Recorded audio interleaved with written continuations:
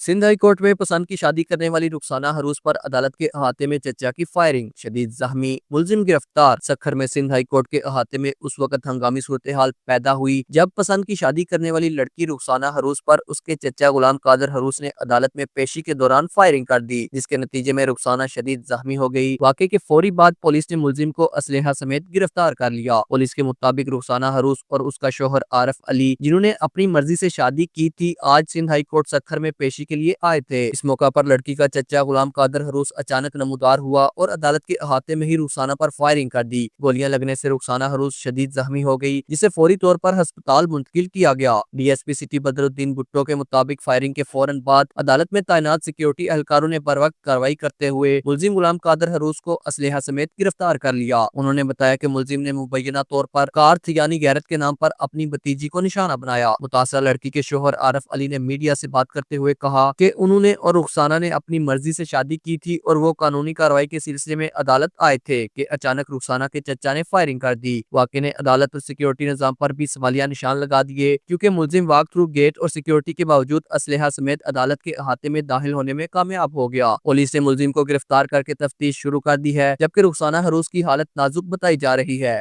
वाक़े पर कानूनी और इंसानी हकूक के हलकों की जानिब से शदीद रद्द अमल का इजहार किया जा रहा है और सिक्योरिटी अदारों से अदालतों की सिक्योरिटी मजीद सख्त करने का मुतालबा किया जा रहा है। अकील कुरैशी, जेके न्यूज़, सखर।